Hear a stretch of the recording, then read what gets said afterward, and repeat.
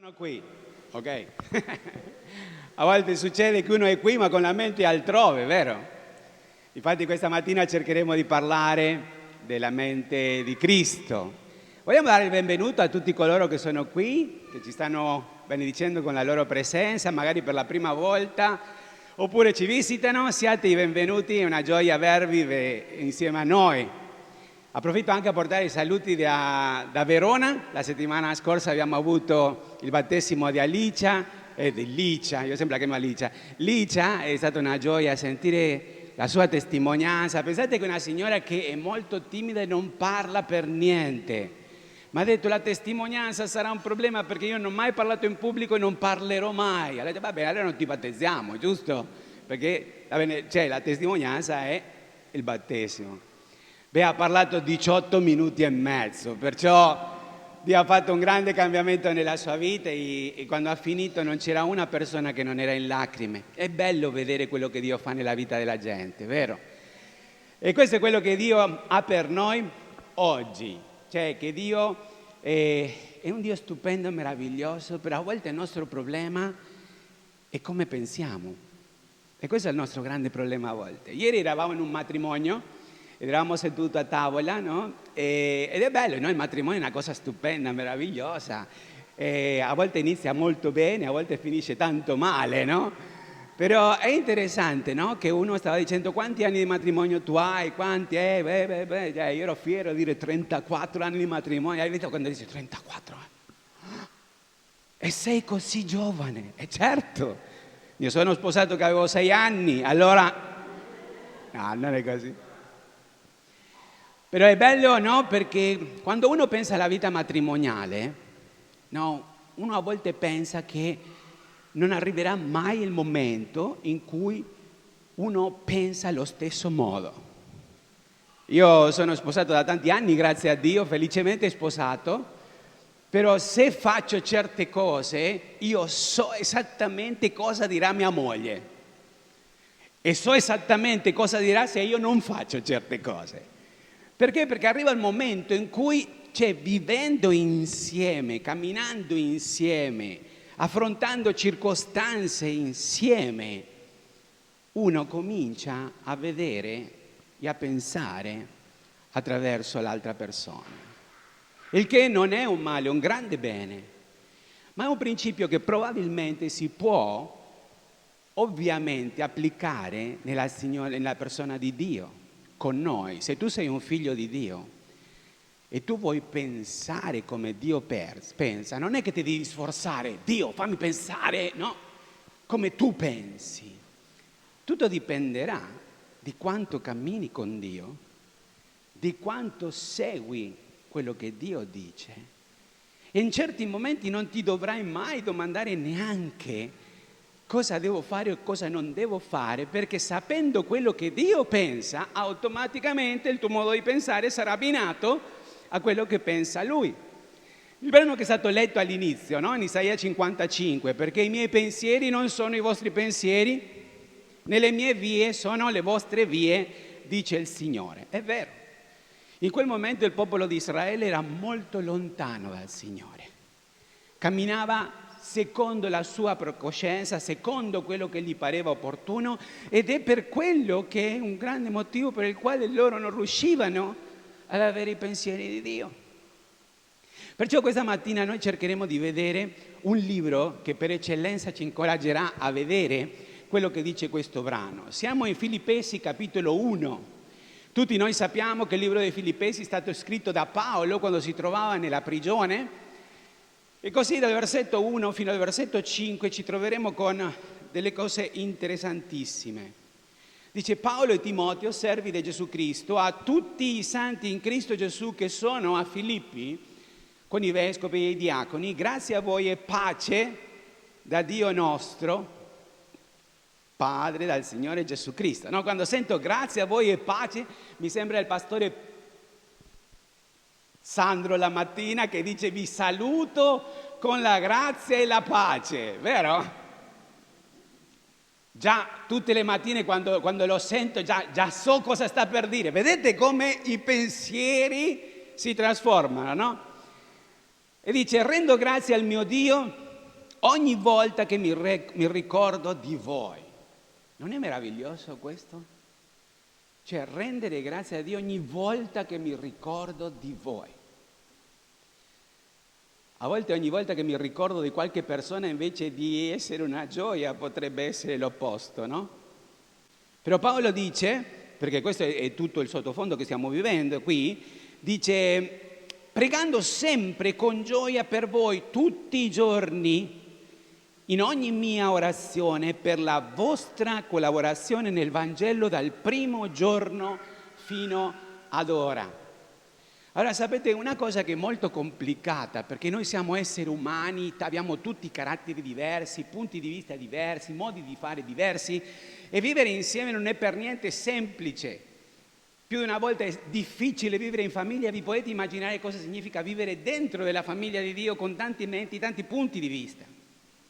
Però qua Paolo sta dando, qualche complimento ai Filippesi, perché dice che dal primo giorno fino a quel momento sono stati dei collaboratori.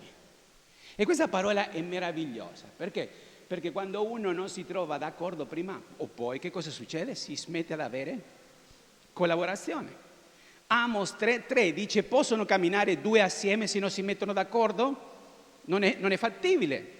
Perciò qua lui sta dicendo: dal primo giorno fino adesso avete collaborato. Se studiamo un pochino la parola collaborazione, il vocabolario ci dice partecipazione attiva, variamente determinata e valutabile, al compimento di un lavoro o allo svolgimento di un'attività. Ok? Questo è collaborazione.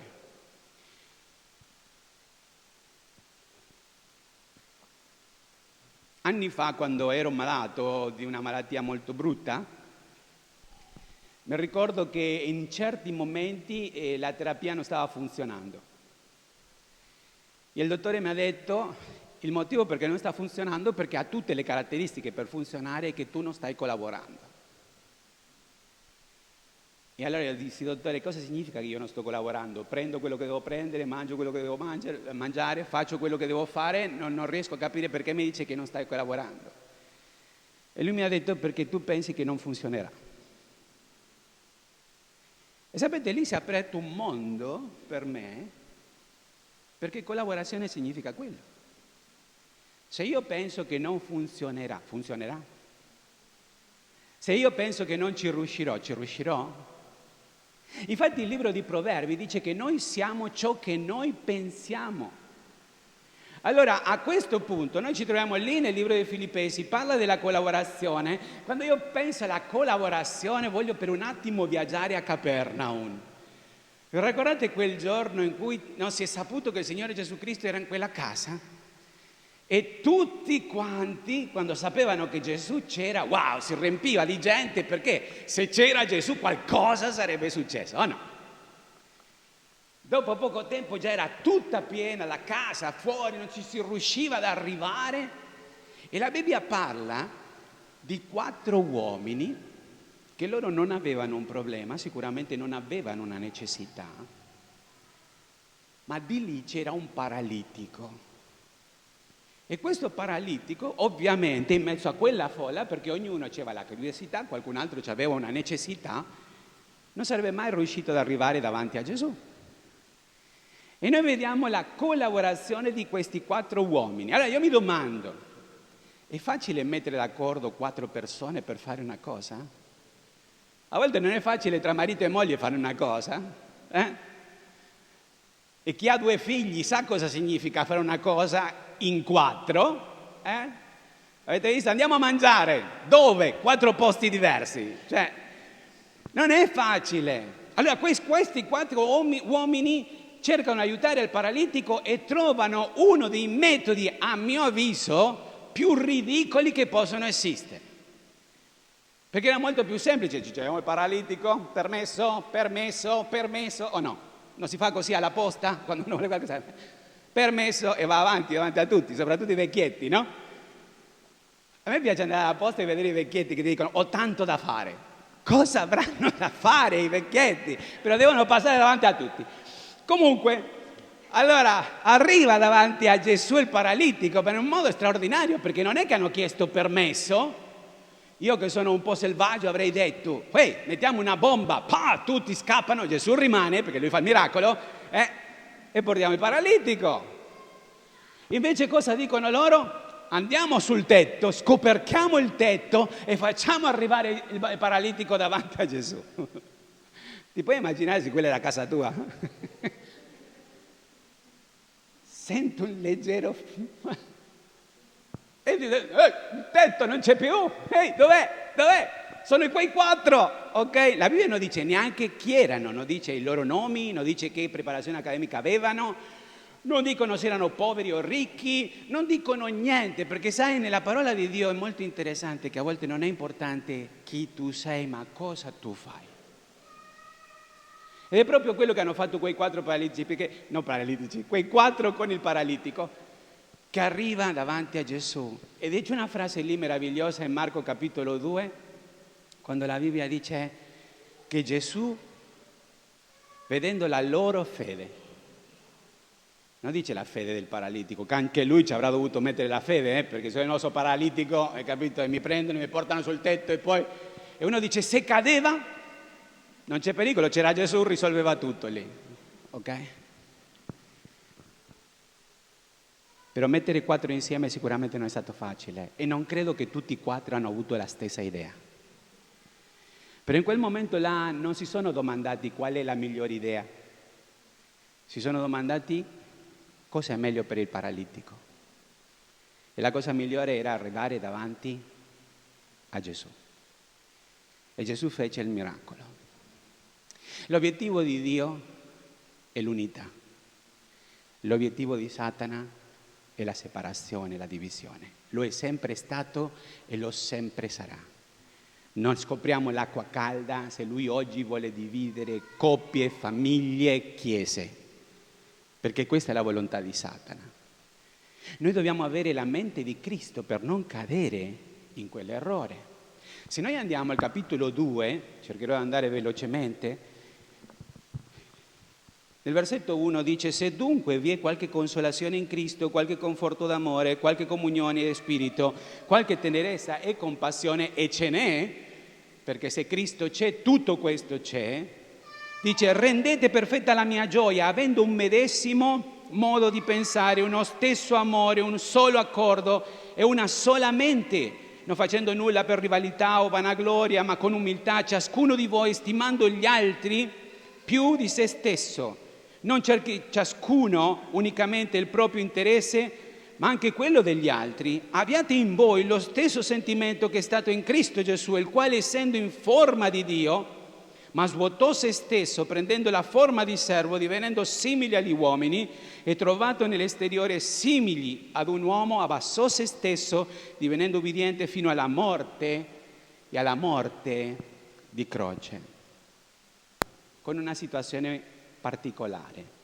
Il versetto 2, ricordiamoci che Paolo si trova in prigione, lui aveva scritto rallegratevi del continuo nel Signore, ripeto rallegratevi, lui non si rallegrava nella prigione, si rallegrava nel Signore che era con lui nella prigione. Però apparentemente gli mancava un 1% a Paolo per poter avere la gioia completa. E nel versetto 2 dice rendete completa la mia gioia. Come si fa a dire di no a Paolo, questo grande servo di Dio che le aveva portato Cristo, che li aveva istruito nella vita cristiana e che aveva dato loro ogni insegnamento? Però quello che lui sta cercando di dire è che se voi volete essere tanto felici quanto me, dovete avere queste 4 cose. E queste 4 cose che lui elenca in quel versetto, che è meraviglioso, no? Sono ingredienti che non possono mancare nella vita di un figlio di Dio.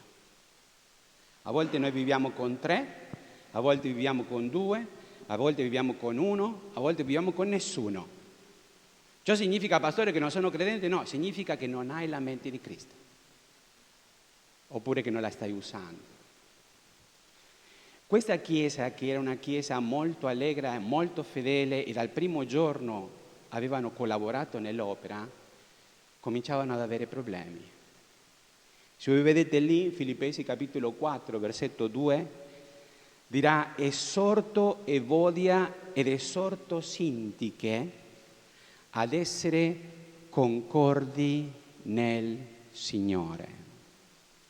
Queste donne erano state molto utili, un grandissimo aiuto per il ministero di Paolo, però arrivando al capitolo 4 non erano d'accordo e sicuramente, come erano persone di grande influenza, stavano creando che cosa? Divisione. Perché se arriva al capitolo 4 e si trovano divisioni, separazioni? Perché non si è messo in pratica il capitolo 2. Perciò cercheremo di andare velocemente a questo che sono questi 4 ingredienti importanti nella vita cristiana. La prima cosa che dice è che dovevano avere uno stesso modo di pensare. Uno stesso modo di pensare. Cosa significa avere uno stesso modo di pensare? Se voi andate nell'originale, la parola è pronete.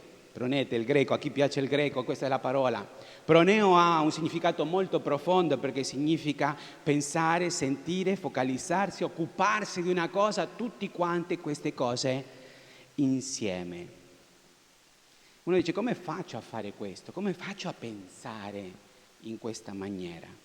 Se noi andiamo a 1 Corinzi capitolo 1 versetto 10, dice: ora fratelli vi esorto nel nome del Signore nostro Gesù Cristo ad avere tutti un medesimo parlare, a non avere divisione tra di voi, ma a stare perfettamente uniti nel medesimo modo di pensare e sentire addirittura. Non solo pensare, ma anche sentire. Ma pastore, come faccio a fare questo? Ce la farò mai a fare questo? La risposta la troviamo lì in 1 Corinzi capitolo 2 versetto 16. Ora noi abbiamo la mente di Cristo. Il giorno in cui tu ti sei convertito, Dio ti ha dato decine e decine di cose come parte di quella salvezza e ti ha dato anche la mente di Cristo. A volte succede che quando qualcuno si fidanza, no? Avete visto alcune persone si fidanzano e cambiano completamente? Alcune in bene, alcune in malissimo. Al punto tale che la famiglia lo guarda e dice: non sei più tu. A volte succede o no? E più delle volte voi sentirete le mamme che lo dicono soprattutto al figlio maschio, perché il figlio maschio è quello che ha un pochino più di problema. Le donne ci avete più carattere, i maschi sono un po'...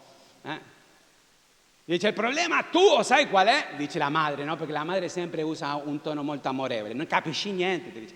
Ok? E allora il problema tuo è che tu non pensi più con la tua testa. Avete sentito mai questa frase? È così. Tu la testa ce l'hai, la mente ce l'hai, però se non la usi tu, userai la mente di chi? Degli altri. E penserai quello che pensano gli altri. Allora noi abbiamo la mente di Cristo. Come faccio io a che i suoi pensieri diventino i miei pensieri, che le sue vie diventino le mie vie? Come faccio io a usare la mente di Cristo? È semplicissimo. Giovanni capitolo 3 versetto 30 dice: è necessario che Egli cresca e che io diminuisca. C'è una canzone meravigliosa che dice: più di te, meno di me.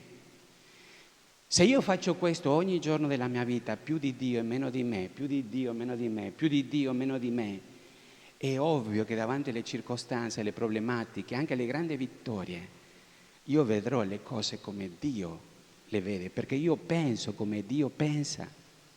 Cioè, quando Dio aveva visto un pastorello, che tutti quanti noi vedevamo sicuramente un pastorello, Dio cosa pensava di lui? Che lui era un re. Quando noi vediamo un pescatore, Dio cosa pensava? Un apostolo. Quando Dio vedeva e io vedevo un traditore. Cosa pensava Dio? Una colonna della Chiesa. Quando Dio vedeva una fanciulla indifesa, cosa vedeva? La madre del Salvatore. Ecco perché i suoi pensieri possono diventare i miei pensieri se io mi riempo di Lui. Posso riempirmi di Lui senza la parola di Dio? Posso riempirmi di Lui senza una vita di preghiera? Posso riempirmi di Lui senza avere comunione con Lui? Posso riempirmi di Lui senza avere comunione con i fratelli? Non posso! Non posso! Ecco perché devo entrare a vedere le cose come le vede Lui, perché è fattibile, è possibile. Una delle cose che a me ammala come pastore, e più di una volta mi sento malissimo per questo, è quando un credente mi dice: sì, va bene pastore, sì, la Bibbia dice così, ma la realtà è un'altra. No! Ecco perché tu stai vedendo le cose dal tuo punto di vista e non stai vedendo le cose dal punto di vista di Dio. Perché io ti domando questa mattina: c'è qualcosa di impossibile per Dio? Potrà essere impossibile per te, ma non per Dio. E se tu non pensi come Dio, è fattibile che non succederà mai. Perché? Perché Dio dovrebbe fare qualcosa a cui io non ci credo? Che mi devi dimostrare? No, noi siamo così, io non ci credo, così vediamo se Dio mi dimostra che lo può fare. Certo che lo può fare. Però lui non ha bisogno di figli che non ci credono. Lui ha bisogno di figli che siano disposti a dire: se la tua parola dice così, così succederà. Perché le promesse di Dio sono sì e amen. Le promesse di Dio non sono bugie, le promesse di Dio sono verità. E io devo vivere in quella maniera. Perciò dice che dobbiamo pensare allo stesso modo.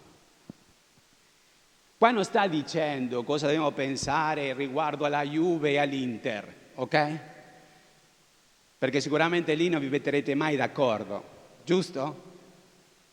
Sta parlando delle cose eterne, di quello che è la vita cristiana, di quello che è il Signore, di come il Signore vuole che viviamo tra di noi.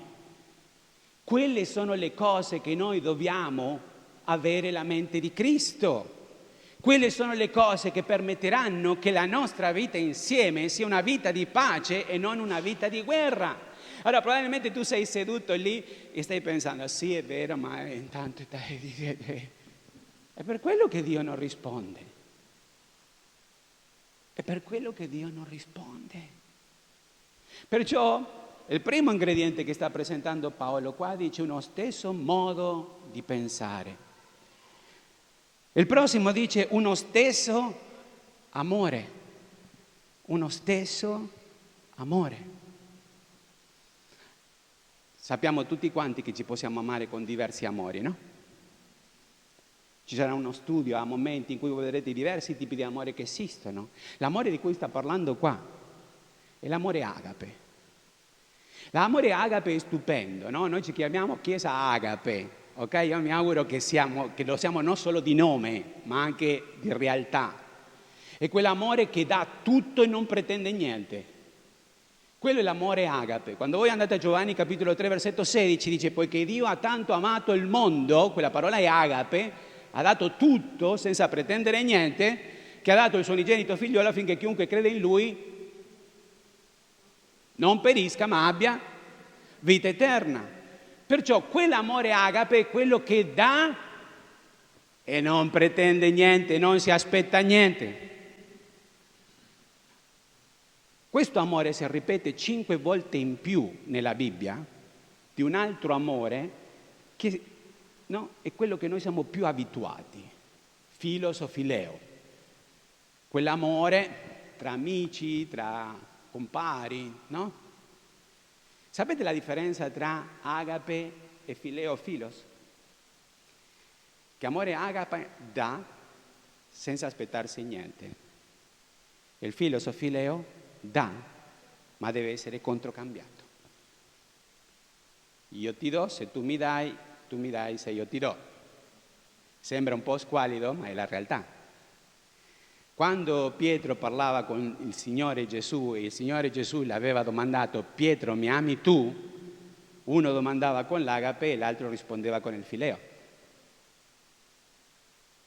E noi siamo un pochino così con Dio, o no? Dio, io ti amo se tu mi dai questo. Dio, io ti seguo se tu mi dai questo. Alcuni fanno addirittura patti con Dio. Dio, ti prometto che se tu mi dai questo, allora farò questo. E quante volte veniamo meno che Dio dà e noi non lo facciamo, o no? Ecco che qui dice uno stesso amore.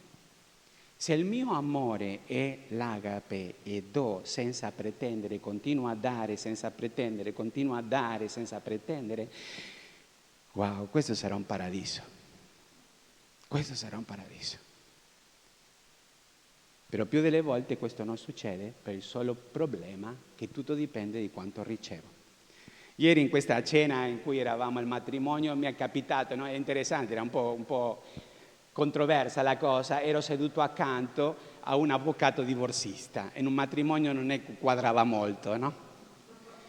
E allora parlavo con questo avvocato e lei mi dice, cioè, io sono molto curioso, no? Le domando, qual è il motivo il motivo principale in Italia per cui esistono tanti divorzi ultimamente, più separazione che divorzi, mi diceva lei. E mi ha detto per il fatto che praticamente tutti dicono l'amore è finito. L'amore tra me e mia moglie è finito. Siamo come fratelli e sorelle. Eppure tra fratelli e sorelle non sempre va tanto bene. E allora l'amore è finito. È molto interessante, prima Corinzi capitolo 13 dice che l'amore non viene mai meno. Allora cosa avevano quelle persone? Il divorzio più impattante per la mia vita è 45 anni di matrimonio, divorzio, per incompatibilità di carattere. Dopo 45 anni. E qual era, come mai? Dice, perché non ce la facevano più, ci credo. Però non era l'amore agape. Non era l'amore agape. Ci sono altri 4 tipi di amori, però non era l'amore agape. Dio ci comanda a noi di avere uno stesso amore. Perciò se noi siamo in questa chiesa locale, continuiamo a insistere di pretendere l'agape, però di dare il fileo, cari miei, non potremo mai avere uno stesso amore. Perché ricordatevi che Romani dice che Dio ci ha amato per primo. E che cosa aveva fatto secondo Romani 5 e poi Giovanni 3? Ha dato il suo unigenito figliolo. Perciò, primo ingrediente, dice dovete pensare alla stessa maniera. Usate la mente di Cristo. La seconda cosa, dovete usare questo amore. Che l'amore agape è quello che dà e non pretende. Quello che dà e non pretende. Ma pastore non è giusto. Certo che non è giusto. Non è neanche giusto che Cristo fosse andato sulla croce. Lui non aveva fatto niente. Lui non aveva peccato, ma cosa ha fatto lui? Usando l'agape ha occupato il nostro posto sulla croce, perché lui l'ha fatto per agape, l'ha fatto per amore. Perché? Con alito di vita, senza accordo non si vive. Senza accordo non si vive. Quando ci troviamo in una famiglia in cui marito e moglie vanno molto in disaccordo, non si vive. Quando siamo nell'ambiente di lavoro e non andiamo d'accordo, non si vive. Adesso mi domando, facciamo un po' di matematica, se noi viviamo in una chiesa che non va d'accordo, cosa succede? Non si vive. Simpsikos è una parola che noi dovremmo mettere nei nostri cuori. Perché Paolo riusciva a dire in Filippesi capitolo 1 versetto 21, per me il vivere è Cristo e il morire è guadagno.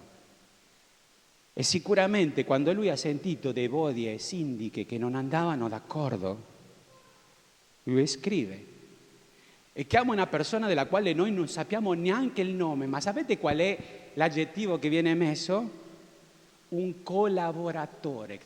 Sicuramente Paolo si fidava di questo collaboratore perché possa fare entrare nell'ottica di essere d'accordo chi? Evodia e Sindiche, che dal primo giorno avevano collaborato nell'opera del Signore. Perché? Perché se no non si vive. Però arriviamo all'ultima frase.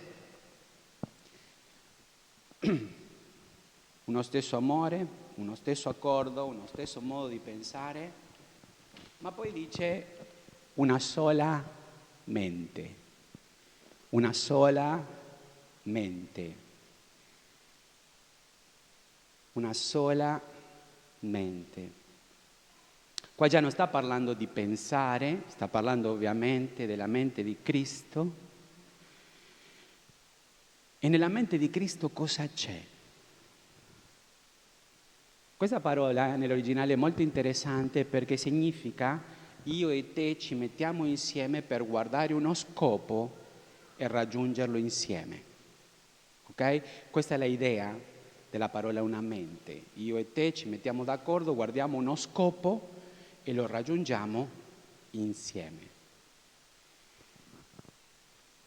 Quando i quattro avevano lo scopo di portare il paralitico davanti a Gesù, che cosa hanno fatto? Hanno focalizzato un obiettivo e si sono dati da fare per arrivare all'obiettivo. Se uno dei quattro avesse detto io non me la sento, o uno dei quattro aveva detto non sono d'accordo, e dice vado con voi ma non sono d'accordo, avete visto? Alcune volte succedono queste cose, no? Vado con voi ma non sono d'accordo, e quello è più un problema che un aiuto, o no? O peggio ancora, andate voi e io prego per voi. Non funziona così. Per avere una sola mente dobbiamo pensare come Cristo pensa, è ovvio, dobbiamo avere la mente di Cristo e esercitarla, ovvio, ma dobbiamo avere uno scopo e camminare verso quello scopo. Più di una volta voi troverete nella parola di Dio ad essere unanimi. Unanimi. Non sembra un po' fuori luogo parlare della unanimità quando noi abbiamo l'agape? Non dovrebbe essere spontaneo che se abbiamo l'agape l'unanimità dovrebbe essere la conseguenza logica?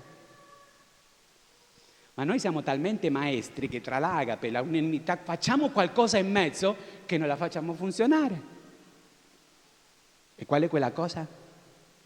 Che sono io che cresco e non è Cristo che cresce in me. Perciò, Chiesa, io mi domando, qual è lo scopo di Dio per questo mondo? La Bibbia dice chiaramente che Lui non vuole che nessuno perisca, ma che tutti procedano al ravvedimento. Quello è lo scopo di Dio, giusto? Quello è lo scopo della Chiesa Agape?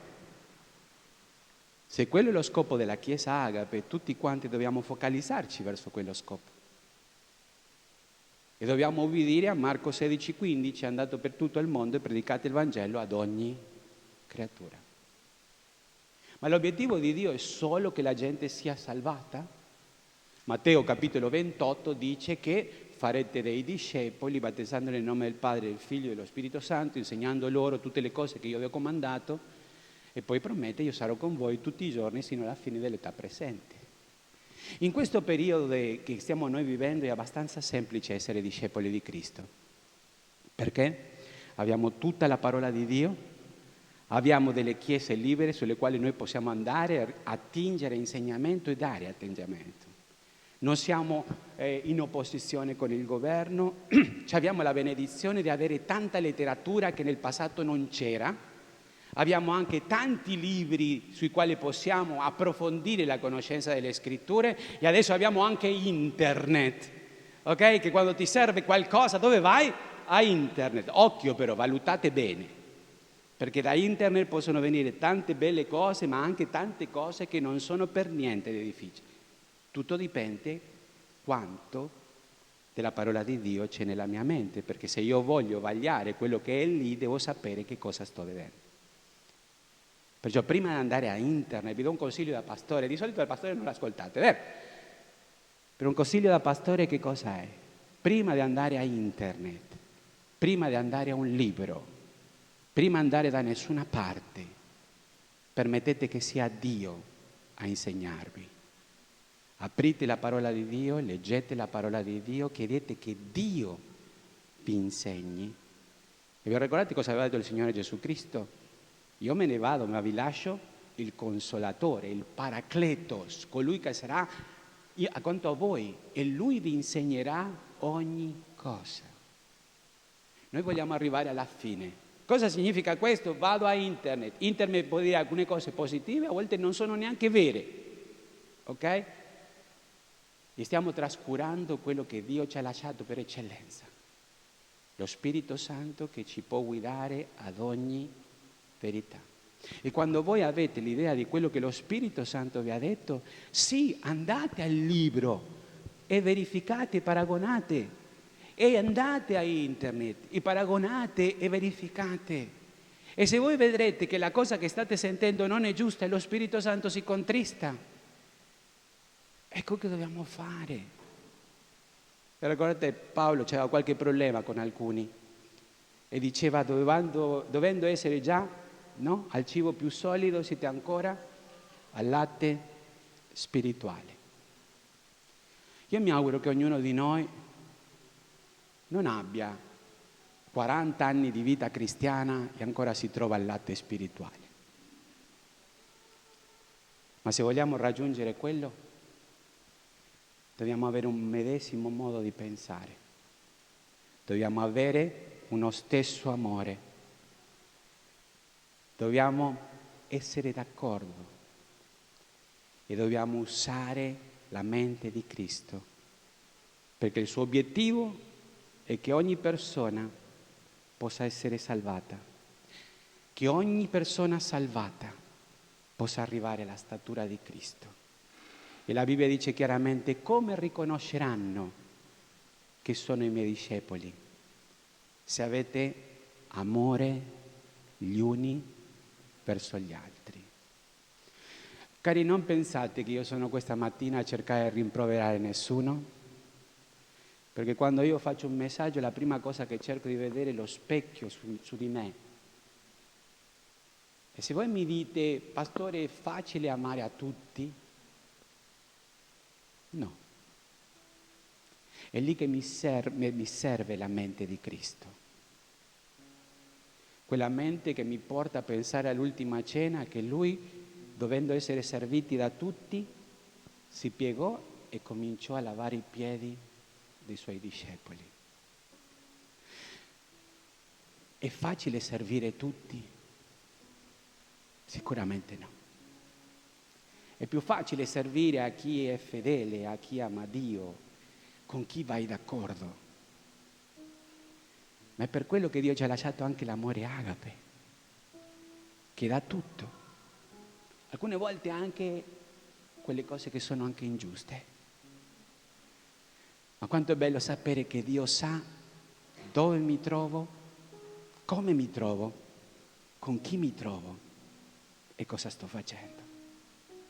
Perché lì in Matteo 28 conclude dicendo: io sono con voi tutti i giorni sino alla fine dell'età presente. Amare è una scelta. Amare non capita. Uno decide di amare. E una volta che uno ha deciso di amare, va avanti con un unico pensiero, un unico amore, d'accordo, e verso uno scopo. La parola di Dio dice: voi siete beati non se sapete queste cose. Dice: voi siete beati se fate queste cose. Preghiamo. Signore, io ti voglio ringraziare per il tuo amore, perché viviamo in un mondo il cui obiettivo è separare e dividere. Ma noi possiamo andare controcorrente, Signore, perché noi abbiamo l'Iddio degli dei, il Signore dei signori. il cui obiettivo non è separare e dividere, ma l'obiettivo è unire e unificare. Dobbiamo riconoscere, Signore, che a volte non siamo dei bravi collaboratori, ma vogliamo, Signore, non cadere nel problema di Evodia e Sintiche. Non sappiamo che problema era, ma sappiamo che era un pensiero nella vita di Paolo. Ed ecco che così mandò un collaboratore per aiutarle. Io ti chiedo questa mattina, Signore, che ognuno di noi qui possa completare la gioia dell'Apostolo Paolo. Che ognuno di noi possa essere di un unico pensiero, un unico amore, essere d'accordo ed una mente che ha un obiettivo, l'obiettivo di glorificare la tua persona. Chiediamo la tua benedizione nel nome di Cristo Gesù. Amen. Ok, oggi l'ultimo giorno, se non sbaglio, ultimo giorno per la prenotazione dei calendari, è questo? Sì? Adriana? Walter, dove sei? Ultimo giorno quindi se tu vuoi fare regalo, amici, parenti, eccetera, eccetera, compagni di classe, allora rivolgiti a Walter che farà l'ordine per i calendari e oggi è l'ultimo giorno, ok? Dopo purtroppo ci sarà modo solo personale di recuperarli in qualche modo. Gruppi di studio biblico. Allora questa settimana riprendono i nostri gruppi di studio. Voi vedrete che stiamo facendo delle modifiche all'interno dei nostri gruppi, gli studi saranno un po' più semplici, ok? Semplici però ovviamente non vuol dire banali, la parola di Dio non è mai banale. Perché noi stiamo facendo questo? Allora stiamo cercando di tornare un po' alla mentalità iniziale con cui abbiamo pensato i gruppi di studio biblico, ossia si chiamano piccoli gruppi moltiplicatori. Cosa vuol dire questo? Che un gruppo non è destinato a studiare la parola di Dio solo tra quei fratelli che ogni settimana si trovano, ma sono destinati alla crescita e alla moltiplicazione. Ossia, gli studi sono strutturati anche per una persona che non conosce la parola di Dio, per un ospite, insomma una cosa più semplice, ma ovviamente che possa avere una possibilità di essere capita anche da una non credente, ok? Attenzione però, la nostra Chiesa ha deciso anche di fare una cosa interessante. Per chi vorrà approfondire quel tema che viene studiato quella settimana, per esempio questa settimana il tema è amiamoci gli uni gli altri, ok? L'amore gli uni per gli altri. Ogni settimana sul nostro canale YouTube viene caricato un video di approfondimento di quel tema, ok? Quindi voi potrete partecipare allo studio, che è uno studio più in forma evangelistica, ma ovviamente non lasciamo senza un po' di carne un pochino più solida, ok? Quindi ogni settimana verrà caricato un video su YouTube di approfondimento di quel tema che si è studiato durante la settimana. Tutti avete capito? Tutto chiaro? Ok. Ogni settimana sarà questo studio, va bene? Generalmente il venerdì sera / sabato mattina, ok? Questo sarà proprio il giorno in cui si caricherà il video, va bene? Poi, incontro di preghiera online, guarda, questo è un evento che veramente, adesso d'ora in poi non possiamo dire, pastore io non riesco a venire al giovedì. C'è un incontro di preghiera online il lunedì sera con l'applicazione Zoom, verrà messo in tutti i gruppi il codice d'ingresso e la password. Se tu vuoi partecipare, sono degli incontri bellissimi, ossia il Signore ci sta parlando veramente tanto attraverso questi incontri. Ci sono persone che si collegano dalla Venezuela, vero o no? Cioè, non so, fratelli, è un'occasione che il Signore ci dà per pregare insieme e veramente comodamente a casa nostra, ma il Signore è in mezzo a noi lo stesso, quindi dobbiamo prendere questa occasione, ok? Nei vostri gruppi sarà comunicato, probabilmente oggi il pastore Caio lo farà, codice d'ingresso e password affinché noi possiamo pregare insieme. Sarà una bella occasione per incontrare il Signore come comunità. Ok? Poi giovedì sera incontro di preghiera qua a Treviso, mi raccomando, ore 20, uno non esclude l'altro. Ok? E oggi pomeriggio assemblea ordinaria ore 14:30, ovviamente per i membri di chiesa, va bene? Dobbiamo decidere cose importanti e parlare anche di cose importanti. Sei caldamente invitato a partecipare, va bene? Penso che sia tutto. Ok? Leggiamo insieme questo versetto. Siamo una sola chiesa in diversi luoghi, siamo una sola chiesa con principi di unità e servizio. Siamo una sola Chiesa a proclamare la gloria del nostro Dio, siamo una sola Chiesa. No, lo so che non è un versetto, no, sì. È la visione della Chiesa, ok? 5 comunità con un'unica visione, che è quella di onorare il nostro Dio e moltiplicare discepoli, va bene? Possiamo alzarci in piedi per chiudere il nostro culto e ringraziamo Dio per tutto quello che abbiamo ricevuto da parte sua e adesso noi dobbiamo amore, agape al nostro Signore e ai nostri fratelli. Preghiamo. Signore nostro Dio, nostro Padre, ti ringraziamo e ti benediciamo per il culto di questa mattina, Signore. E adesso che torniamo alle nostre case, che andiamo a pranzare insieme, che l'amore di Dio nostro Padre, la grazia salvatrice di Cristo e le consolazioni dello Spirito di Dio con noi siano e con tutto il popolo di Dio su tutta la terra, da oggi per sempre. Amen. Buona settimana.